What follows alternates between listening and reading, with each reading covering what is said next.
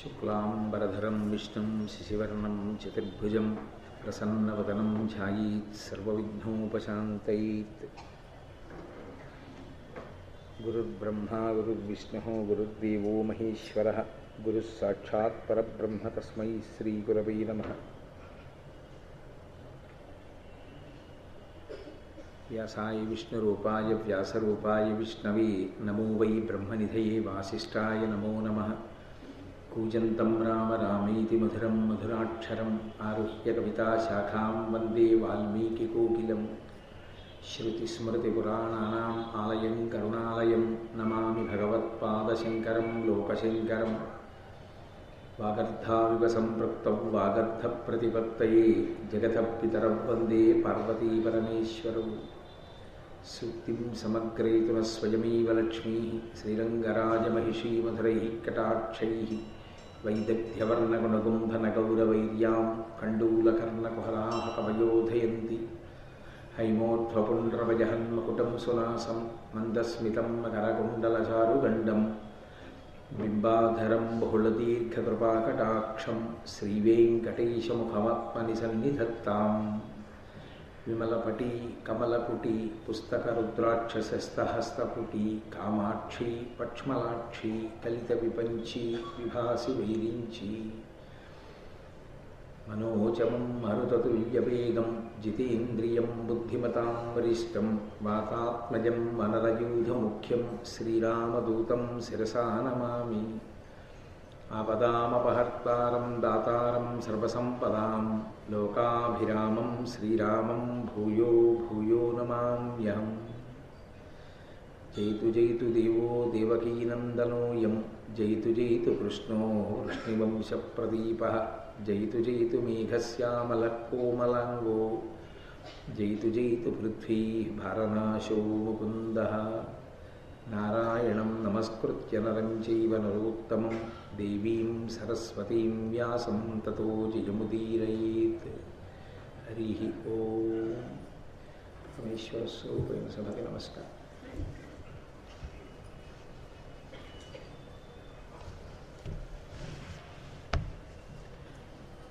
నేను నిన్న మీతో మనవి చేశాను, శ్రీకృష్ణ భగవానుని ఆహ్వానించి తీసుకొచ్చి కూర్చోపెట్టి ఆయన యొక్క అనుజ్ఞని అడిగాడు ధర్మరాజు. ఇలా రాజసూయ మహాయాగం చెయ్యాలని సంకల్పం చేశాను. ఆ మహాయాగాన్ని నిర్వహించినటువంటి కారణం చేతన తండ్రి గారైనటువంటి పాండురాజు గారు ఉన్నత గతుల్ని పొందుతాడు. యమసభలో ఉన్నవాడు ఇంద్రసభకి వెళతాడు. కానీ ఆ యాగాన్ని బ్రహ్మరాక్షసులు పాడు చేస్తారని, ఆ మహాయాగం పూర్తయితే విశేషంగా జనక్షయం అయ్యేటట్టుగా మహోపద్రవకారకమైనటువంటి ఒక మహాయుద్ధం సంభవిస్తుందని నారద మహర్షి సెలవిచ్చారు. కాబట్టి నేను ధౌమ్యాది పురోహితులు చెప్పినటువంటి మాటని పురస్కరించుకుని ఈ యాగాన్ని నిర్వహణ చెయ్యాలి అని నిర్ణయానికి వచ్చాను.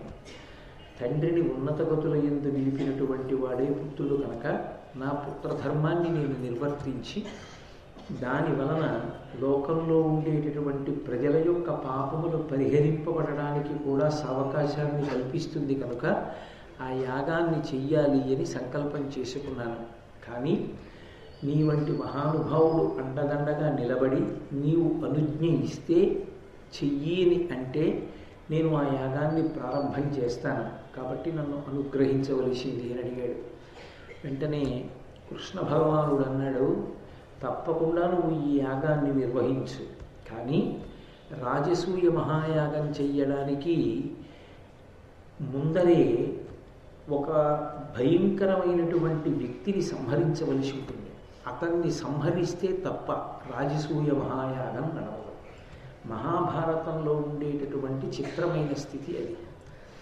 శ్రీకృష్ణ భగవానుడికి పాండవులు సహాయపడ్డారా, పాండవులకి కృష్ణుడు సహాయపడ్డారా? ఈ ప్రశ్న వేసి భారతాన్ని పరిశీలనం చేస్తే అనేక సందర్భాల్లో కృష్ణ భగవానుడికి పాండవులు సహాయపడ్డారు, అనేక సందర్భాల్లో పాండవులకి కృష్ణుడు సహాయపడ్డాడు. ఎవరు ఎవరికి సహాయపడినా ఒకటి మాత్రం పరమసత్యం, కృష్ణ భగవానుడి యొక్క అవతారము ప్రధాన ప్రయోజనము ధర్మ సంస్థాపన. ధర్మ సంస్థాపన చెయ్యడానికి ఎవరు ధార్మికులైనటువంటి వారు ఉంటారో వాళ్ళని తన చేతి ఉపకరణంగా భగవానుడు స్వీకరిస్తాడు. పాండవులు పరమధర్మాత్ములు కనుక ధర్మ సంస్థాపన యందు వారిని చేతి పనిముట్టుగా స్వీకరించాడు. అది వారి జన్మకి ధన్యత. ఇక పరమేశ్వరుడైనటువంటి కృష్ణ భగవానుని యొక్క అవతార ప్రయోజనమే ధర్మ సంస్థాపన. శ్రీరామావతారానికి శ్రీకృష్ణావతారానికి ఒక ప్రధానమైనటువంటి భేదం మీకు కనపడుతుంది. శ్రీరామావతారంలో చేతికి పుచ్చుకోబడినటువంటి శత్రువుని కూడా రాముడు విడిచిపెట్టేస్తూ ఉంటాడు ఒక్కొక్కసారి. ఎందుకు అలా విడిచిపెడతాడు అంటే ఒక్కటే కారణం, రాముడు మనుష్యునిగా వచ్చాడు. మనుష్యునిగా వచ్చాడు కాబట్టి మనుష్య జీవితంలో ఎలా ఉంటుందో రామావతారంలో కూడా అలాగే ఉంటుంది. మారీచుడు చేతికి దొరికాడు. చేతికి దొరికినటువంటి మారీచుడిని చంపలేదు. మానవం పరమోదార మంత్రం పరమభాస్వరం చిక్షేప పరమక్రుద్ధో మారీచో ఋషిరక్షస అంటారు వాల్మీకి మహర్షి. మానవాస్త్రం పెట్టి కొడితే సముద్రాలకి అవతలకి వెళ్ళి పడిపోయాడు మారీచుడు. మారీచుణ్ణి చంపి ఉంటే రామాయణం ఎలా ఉండేది మన ఊహకు అందదు. మారీచుడే చనిపోతే రావణాసురుడి పనుపున సీతాపహరణ సందర్భంలో రామచంద్రమూర్తి యొక్క కంఠాన్ని అనుకరిస్తూ హా లక్ష్మణ హా సీత అని మారీచుడు మరణించిన కారణం చేత లక్ష్మణుడు సీతమ్మని విడిచిపెట్టి వెళ్ళిపోయాడు కాబట్టి రావణాసురుడు సీతాపహరణం చేయగలిగాడు. మారీచుణ్ణి రాముడు బాలకాండలో విడిచిపెట్టేయడమే రామాయణం ప్రధానమైనటువంటి మలుపు తిరగడానికి కారణమైంది. రాముడు కొన్ని సందర్భాల్లో కొంతమందిని చంపుతాడు, కొంతమందిని విడిచిపెట్టేస్తాడు. ఆ విడిచిపెట్టడం ఉపద్రవాన్ని తీసుకొస్తూ ఉంటుంది. శ్రీకృష్ణావతారం అలా కాదు, అది పరిపూర్ణ అవతారం. అందుకే ఆయన పుడుతూనే లీల. అసలు యథార్థంగా చెప్పాలి అంటే ఆయన పుట్టుకే ఒక పెద్ద లీల. ఆయన ఎవరి కొడుకో ఆయనకొక్కడికే తెలుసు. ఆయన ఎవరి కొడుకో ఆయన్ని పెంచుతున్న తల్లిదండ్రులకి కూడా తెలియదు. అంతకన్నా పెద్ద లీల ప్రపంచంలో ఇంకేముంటుంది? ఏదో నేను పుట్టినప్పుడు నేను ఒక తల్లి కడుపున పుడితే నన్ను ఆ తల్లి కడుపున పుట్టిన వాడిని ఆ మంచం నుంచి తీసి ఇంకో తల్లి మంచంలో పడుకోబెట్టేశారనుకోండి, నన్ను పెంచుతున్న తల్లికి తెలుస్తుంది వీడు నా కొడుకు కాడు. ప్రసవ సమయంలో వేరొక తల్లి వీడికి జన్మనిస్తే ఆ మంచం నుంచి తెచ్చి నా మంచం మీద పడుకోబెట్టారు, వీడు నా కొడుకు కాడనావిడికి తెలుస్తుంది. కానీ యశోదకి తెలియదు కృష్ణుడు నా కొడుకు కాడు అన్న విషయం. కృష్ణుడికి తెలుసు నేను యశోదకి కొడుకుని కాను అని. ఇంతకన్నా పెద్ద లీల ప్రపంచంలో ఏముంటుంది? పుట్టుకతోనే లీలలతో ప్రారంభం చేస్తాడు కృష్ణ భగవానుడు.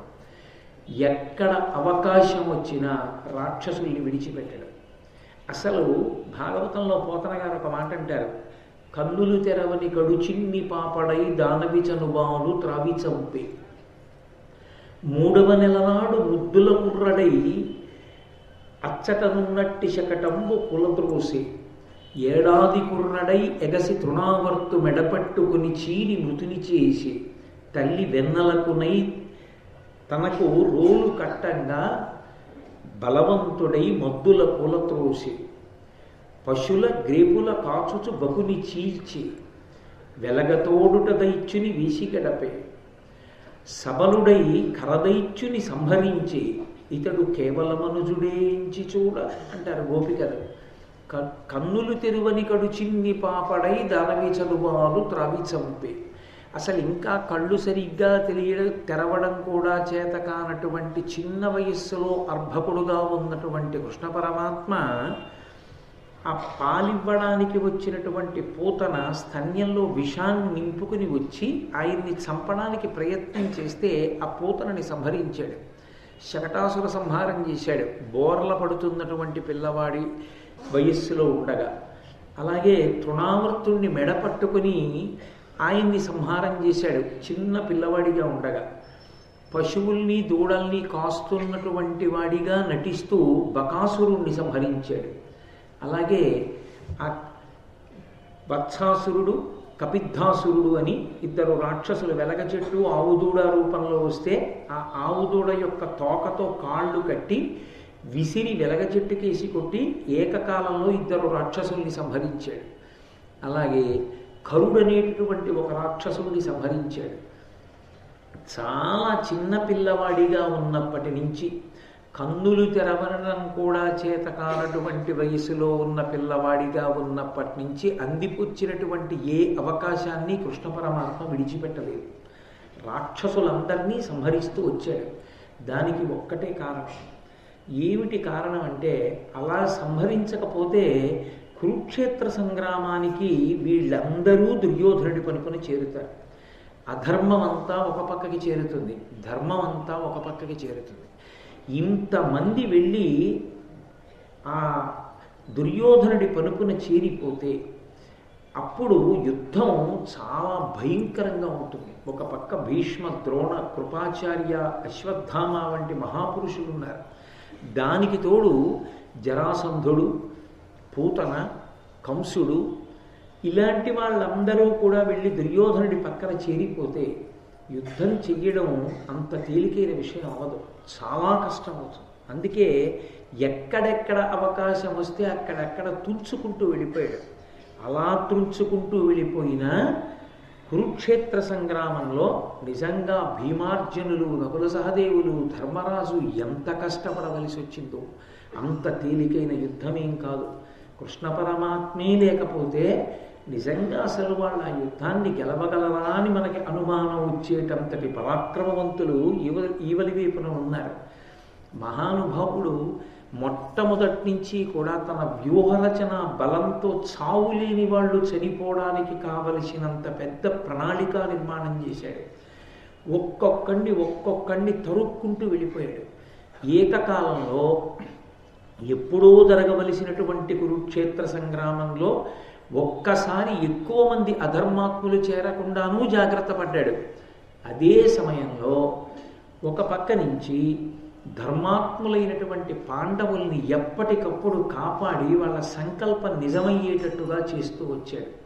అందుకే మహాభారతంలో పాండవులు కృష్ణుడికి సహాయపడ్డారా, కృష్ణుడి పాండవులకు సహాయపడ్డాడా అన్న ప్రశ్నని విచారణ చేయడం కన్నా, పాండవులు ధర్మాత్ములు కనుక పాండవులు శ్రీకృష్ణ పరమాత్మ చేతి పనిముట్టుగా స్వీకరింపబడి ధర్మ సంస్థాపన యందు కృతకృత్యులై పరమేశ్వరుడి యొక్క పరిపూర్ణమైన అనుగ్రహానికి పాత్రులయ్యారు అని చెప్పడం చేత ధార్మికంగా జీవించడం భగవంతుని యొక్క చేతి పనిముట్టుగా బ్రతకడానికి ఎంత అవకాశాన్ని కల్పిస్తుంది అన్న విషయంలో మన బుద్ధి యందు అధ్యవసాయాన్ని నింపుతుంది.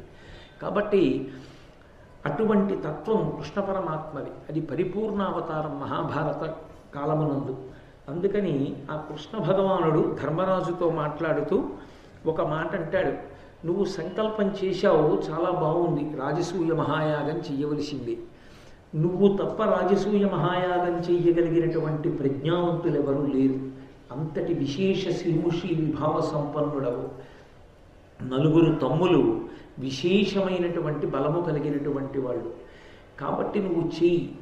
కానీ ఒక్కటి గుర్తుపెట్టుకో, రాజసూయ మహాయాగాన్ని సంకల్పం చేసి అన్ని దిక్కులకు 4 దిక్కులకు నీ 9 తమ్ముళ్ళని పంపే ముందే రహస్యంగా ఒక వ్యక్తిని మట్టు పెట్టేయాలి. ఆ వ్యక్తిని మట్టు పెట్టకుండా రాజసూయ మహాయాగ సంకల్పం నువ్వు చేస్తే నెరవేరుతుందని నేను అనుకోను అన్నాడు.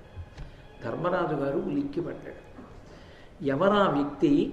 అంత ప్రమాదాన్ని తెచ్చిపెట్టగలిగిన వాడెవరు? అంతటి బలసంపన్నుడెవరు? ఎందువల్ల అటువంటి పరిస్థితి ఉత్పన్నమైందో నాకు చెప్పవలసింది అని అడిగాడు. అంటే కృష్ణ పరమాత్మ చెప్పడం ప్రారంభం చేశారు. ఒకానొకప్పుడు పరశురాముడు క్షత్రియులందరినీ కూడా సంహరించాడు. అందరూ క్షత్రియుల్ని సంహరించినటువంటి కారణం చేత భూమి మీద 2 క్షత్రియ వంశాలు మిగిలిపోయాయి. ఒకటి ఇక్ష్వాకు వంశం, రామచంద్ర ప్రభువు పుట్టినటువంటి వంశం. రెండవది ఐల వంశం. ఇలా అని ఆమె పురూరవుణ్ణి కంది. కొంతకాలం సుధన్వుడు అన్న పేరుతో మగపిల్లవాడిగా, కొంతకాలం ఆడదిగా ఉండవలసి వచ్చింది. ఆయన ఆడపిల్లగా పుట్టి వశిష్ఠ మహర్షి అనుగ్రహంతో సుధన్వుడు అన్న పేరుతో పురుషుడయ్యాడు. ఆయన ఒకానొకప్పుడు ఒక వనంలోకి వెళితే పార్వతీ పరమేశ్వరుడు క్రీడిస్తున్న సందర్భాన్ని చూసిన కారణం చేత, పార్వతీదేవి యొక్క శాప కారణం చేత మళ్ళీ స్త్రీగా మారిపోయాడు. స్త్రీగా మారిపోయినప్పుడు ఆయన పేరు ఇల. ఆ ఇలని బుధుడు చాలా సంతోషించి భార్యగా స్వీకరించాడు. బుధుడికి భార్య అయినప్పుడు ఆ ఇలకి కొడుకు పుట్టాడు. అతని పేరు పురూరవుడు. అతను షట్చక్రవర్తులలో ఒకడు. ఆ పురూరవుణ్ణి కన్న తర్వాత మళ్ళీ ఆ ఇల బాధపడింది. అరే, నేను ఇలా ఆడదానిగా ఉండిపోవలసి వచ్చింది అని మళ్ళీ వశిష్ఠుడిని ప్రార్థన చేసింది. వశిష్ఠుడు మళ్ళీ వచ్చి పరమశివుణ్ణి ప్రార్థన చేశాడు. నా శిష్యుడు సుధన్వుడు ఇలాదేవిగా ఇలా ఆడదానిగా ఉండిపోయాడు, అనుగ్రహించవలసింది అని. వశిష్ఠుని యొక్క కోరిక మేర ఆ పరమశివుడు మళ్ళీ అనుగ్రహించి ఆమెని పురుష రూపంలోకి మార్చాడు. దాని చేత మళ్ళీ సుధన్వునిగా రూపాంతరం చెందింది, మళ్ళీ పురుష రూపాన్ని పొందింది. పొంది పరమశివుడు వరమిచ్చాడు. ఈమె కొంతకాలం 1 నెల స్త్రీగా ఉంటుంది, కొంతకాలం 1 నెల పురుషుడుగా ఉంటుంది. పురుషుడుగా ఉన్నప్పుడు రాజ్యపాలన చేస్తూ ఉండేవాడు. స్త్రీగా ఉన్నప్పుడు ఇలా అన్న పేరుతో సింహాసనానికి దూరంగా ఉంటుండేవాడు. అలా ఉన్నటువంటి ఇలాదేవి యొక్క సంతానముతో కూడుకున్నటువంటి వంశం ఏది ఉన్నదో ఆ వంశమునకు ఐల వంశము అని పేరు. ఆ ఐల వంశము, ఇక్ష్వాకు వంశము, ఈ 2 వంశములే రాజవంశములు. పరశురాముడు మిగిలినటువంటి క్షత్రియులందరినీ కూడా తన యొక్క గొడ్డలి చేత సంహరించాడు, తన పరశువు చేత. ఇక తర్వాత వచ్చినటువంటివి భోజ, యదు వంశములు. ఈ భోజ, యదు వంశముల వలన 14 వంశములు ఏర్పడ్డాయి. ఇది కాక ఇక్ష్వాకు వంశము, ఐల వంశము వలన 101 వంశములు ఏర్పడ్డాయి. మొత్తం 135 రాజవంశాలు ఉన్నాయి. ఈ 135 రాజవంశాలకి చెందినటువంటి సుక్షత్రియులైనటువంటి రాజుల్ని కూడా జరాసంధుడు ఓడించాడు.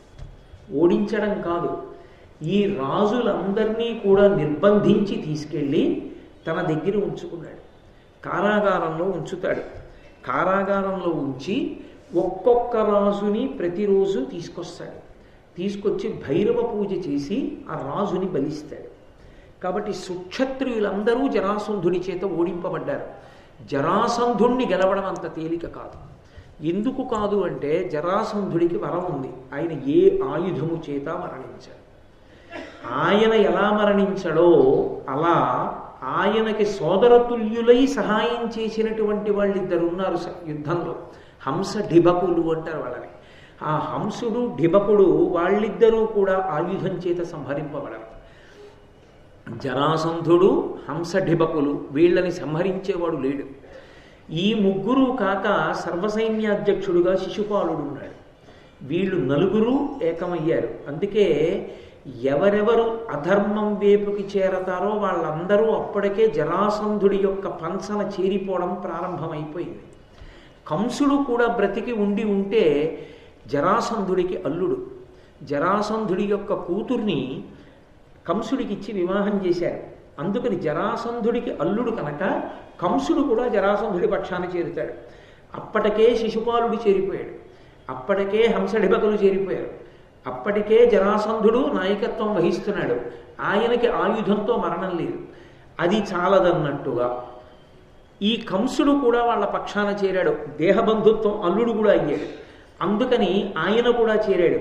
ఇంతమంది ఒక పక్కన చేరితే వీళ్లతో పాటు పూతన, శకటాసురుడు, తృణావర్తుడు మొదలైనటువంటి రాక్షసులందరూ చేరితే కురుక్షేత్ర సంగ్రామ సమయానికి ఎంత భయంకరమైన పరిస్థితి ఉత్పన్నమవుతుందో చూడండి.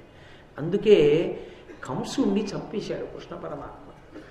ఒక్కొక్కరిని మిగల్చకుండా కురుక్షేత్ర సంగ్రామం రావడానికి ముందే సంహరిస్తూ వెళ్ళిపోయాడు. ఈ జరాసంధుడు శ్రీకృష్ణ పరమాత్మ మీద విశేషమైనటువంటి క్రోధాన్ని పెంచుకున్నాడు.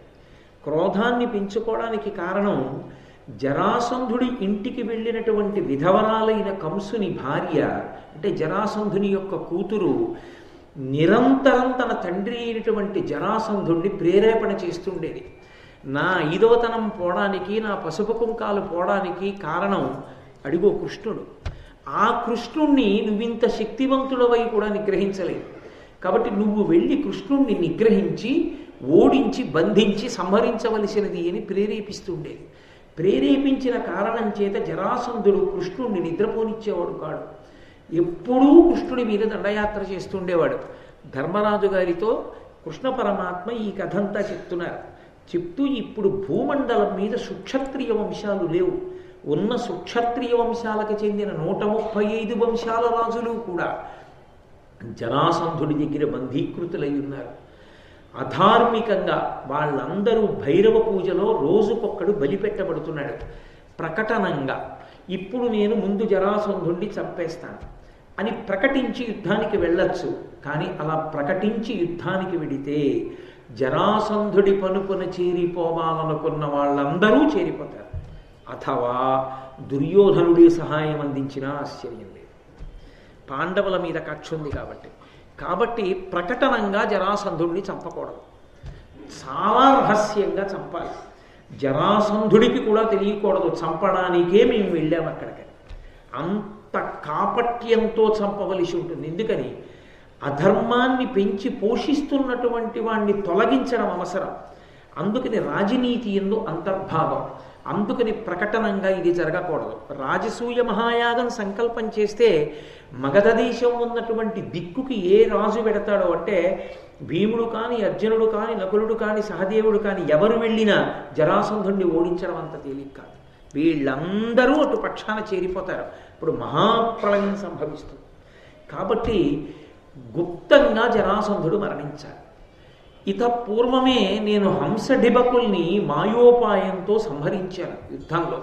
ఎలా సంహరించానంటావేమో, ఘోరరణంబులోన అధికున్ కృతబంధుజనాపకారు నీ దారుణలీల కంసు అతిదర్పితు చంపుట చేసి మహాక్రూరుడు కంసు భార్య తన కూతురుగావున దాని సంతత ప్రేరణ నాకు ఉపద్రవము పెక్కు విధంబుల చేసే ఈసునను. కంసుడి భార్య జరాసంధుడి కూతురు కనుక ఆమె రెచ్చగొడితే కంసుణ్ణి నేను చంపానన్న కోపంతో ఎన్నో మార్లు నా మీదకి యుద్ధానికి వచ్చాడు. వచ్చినప్పుడల్లా ఆ జరాసంధుడికి సోదరతుల్యమైనటువంటి హంసడిబకులతో కలిసి వస్తుండేవాడు. వాళ్ళిద్దరూ ఆయుధానికి మరణించారు, జరాసంధుడు మరణించాడు. వీళ్ళని ఎలా నిగ్రహించాలి అని ఆలోచించి ఒకప్పుడు నేను ఒక మాయోపాయాన్ని పన్నాను. డిభకుడికి కబురు చేశాను, హంసుడు మా చేతిలో మరణించాడు అని. హంసుడు మరణించాడన్న మాట విన్నటువంటి డిభకుడు తట్టుకోలేకపోయాడు. తట్టుకోలేక నీటిలో ప్రవేశించి శరీరాన్ని వదిలిపెట్టేశాడు. డిభకుడు నిజంగా చనిపోయాడన్న వార్త తెలిసి బ్రతికున్న హంసుడు చనిపోయాడు. దాని వలన హంస డిభకుల్ని సంహరించగలిగారు, కంసుణ్ణి సంహరించారు. ఆ పైన జరాసంధుడు నా మీద దండయాత్రకి రావడం తగ్గించాడు. కారణం మీతో నాకు బంధుత్వం, స్నేహం ఉన్నది కనుక అన్నాడు. అది గమ్మత్తు. కృష్ణ భగవానుడికి కూడా పాండవుల రక్షణ ఉంది భారతంలో ఒకప్పుడు. అంటే ప్రకటనంగా ఆయన చంపగలిగిన వాడైనా పరమేశ్వర తత్వం ఉన్న పాండవుల యొక్క సహాయం ధర్మ సంస్థాపన యందు భగవానుడికి అవసరమైంది అన్న మాటకు అర్థం ధర్మ సంస్థాపనకు వాళ్ళు భగవంతుడి చేతి పనిముట్లు కాగలిగారు.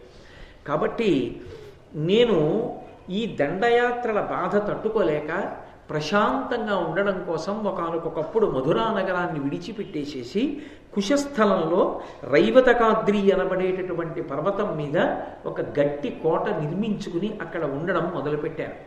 ఆ జరాసంధుడు చాలా భయంకరమైనటువంటి వ్యక్తి, చాలా క్రూరమైనటువంటి వ్యక్తి. అటువంటి క్రూరుడు, దుర్మార్గుడైనటువంటి జరాసంధుడు ప్రతిరోజు కూడా ఉగ్ర పూజ చేస్తూ ఉంటాడు.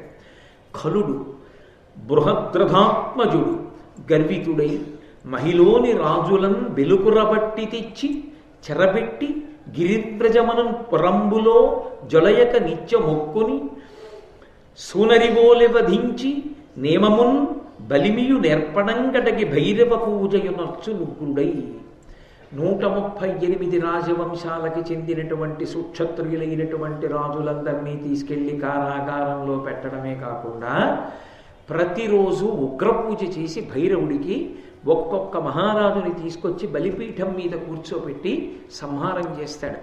దాని వలన ఎందరో రాజులు మరణిస్తున్నారు. ఈ అధార్మికమైనటువంటి వధని ఆపు చేయాలి. ఆపు చేసి ఆ రాజులందరినీ కూడా రక్షించాలి. ముందు జరాసంధుని సంహరించాలి. కాబట్టి నాతో పాటుగా భీముణ్ణి, అర్జునుణ్ణి పంపించు. మేము ముగ్గురం బయలుదేరి ఆ జరాసంధుణ్ణి సంహారం చేస్తాం, కాబట్టి నాతో పంపవలసింది అన్నాడు. చాలా ఆశ్చర్యపోయాడు ధర్మరాజు. ఇంత గొప్పగా నువ్వు ఒక వ్యక్తిని సంహరించడానికి కాపట్యంతో మారువేషాలతో వెళ్ళవలసినటువంటి అవసరం ఉన్నదని ఉగ్గడిస్తున్నావంటే జరాసంధుడికి అసలు ఇంత భయంకరమైనటువంటి ప్రతాపం ఎలా వచ్చింది? ఎక్కడ నేర్చుకున్నాడు? ఏ గురువు దగ్గర అభ్యసించి ఉండి ఉంటాడు? అతనికి ఇంత బలం ఎక్కడిది? అట్టి అతిదారుణత్వము, అట్టి అజేయ భుజ విక్రమాధిక్యము వాడి టిక్రియ పడసే. అతని పుట్టిన విధి ఎట్లు చెప్పు పొలుపుగా నాకు. అంత అపారమైనటువంటి భుజ పరాక్రమమా, అంతటి విశేషమైనటువంటి దారుణత్వమా, పరాక్రమానికి క్రౌర్యం తోడయిందా, లోకాలన్నిటినీ కూడా గడగడలాడిస్తున్నాడా? అసలు వాడు పుట్టుక ఎలా పుట్టాడయా జరాసంధుడు? ఇంత బలం ఎక్కడి నుంచి వచ్చింది? ఏది నాకు చెప్పు ఆ విశేషం కృష్ణ అని అడిగాడు. అడిగితే భీమసేనుడి వంక చూసి కృష్ణ భగవానుడు అన్నాడు, జరాసంధుడు ఎంత బలవంతుడు వదిలిపెట్టండి, నాతో పాటుగా భీమసేనుడు అర్జునుడు వస్తే జరాసంధుణ్ణి ఎలా మట్టు పెట్టాలో మార్గం నేను చెప్తాను. ఆ మార్గంలో జరాసంధుణ్ణి మట్టు పెడదాం. ఏమంటావు భీమసేన, బయలుదేరుదామా అని అడిగాడు. ధర్మరాజు వంక చూసి భీమసేనుడు అన్నాడు, ఆరంభరహితు బొందునే యారయ సంపదలు హీనుడయ్యును పురుషుండారంభశీలుడై అకృతారంభుల నోర్చునెంత యధికులనైనన్. అన్నయ్య, కొంతమందికి బలం ఉంటుంది కానీ ప్రయత్నం ఉండదు. అసలు ఏదో ఒకటి చెయ్యగలరు వాళ్ళు, కానీ వాళ్ళు ఏ ప్రయత్నం చెయ్యరు. ఎందుకు చెయ్యరు అంటే 2 కారణముల చేత చెయ్యరు. ఒకటి, మనసు బలహీన పడిపోయి మనం ఏం చేయగలమండి అనన్నా కూర్చుంటాడు. 2, మనని ఎవడేం చేయగలడండి అనైనా కూర్చుంటాడు. మనని ఎవడేం చేస్తాడు? అందుకని వాడు ఏ ప్రయత్నం చేయడు. మా జోలికి వచ్చేవాడు ఎవరండి, అసలు నా జోలికి రాగలడేంటి ఎవడైనా అంటుంటాడు. అందుకని ప్రయత్నం ఉండదు. ప్రయత్నము లేనివాణ్ణి ఎంత తక్కువ బలం ఉన్నవాడైనా ప్రయత్నశీలుడైన వాడు చంపేస్తాడు. ప్రయత్నము పురుష జీవనమునందంత గొప్పది. అందుకే ప్రయత్నం పురుష లక్షణం, ఉద్యోగం పురుష లక్షణం అంటుంటారు. ఉద్యోగం పురుష లక్షణం అంటే ఏదో తల అమ్ముకునే 10,000, 20,000, 25,000, 50,000 తెచ్చుకోవడం కాదు. నాలా దాన్ని కాదు ఉద్యోగం అని పిలిచేది. ఉద్యోగం పురుష లక్షణం అంటే ప్రయత్నం పురుష లక్షణం.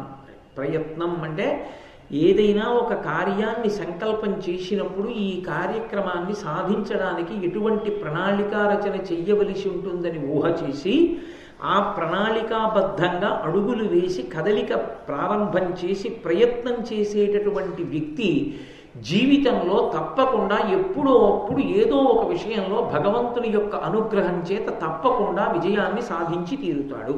అయితే పురుష ప్రయత్నం ఒక్కటే విజయమునకు కారణం కాదు. కేవలం పురుష ప్రయత్నం చేత కార్యములు సాధింపబడవు. అందుకే శ్రీరామాయణంలో వాల్మీకి మహర్షి సీతమ్మ చేత చెప్పిస్తారు, కచ్చిత్ పురుషకారంచ దైవంచ ప్రతిపద్యతే అంటారు. పురుషుడు చేసేటటువంటి ప్రయత్నానికి భగవంతుని యొక్క అనుగ్రహము తోడై రావాలి. ఎంత కుండడు పాలైనా పెరుగు అవ్వాలంటే ఒక్క చుక్క పెరుగు అందులో పడాలి. పడితే కుండడు పాలు పెరుగవుతాయి. పరమేశ్వరుని యొక్క అనుగ్రహము కూడా తోడు రావాలి. అందుకే తన యొక్క పౌరుష పరాక్రమములు తన తెలివితేటలతో పాటుగా భగవంతుని యొక్క అనుగ్రహమును పొందడానికి భక్తితో విధేయుడై ఈశ్వరార్చన చేస్తుండాలి. చేస్తుంటే ఈశ్వరుడు యొక్క అనుగ్రహం కూడా కలిసి వచ్చిందనుకోండి, పురుష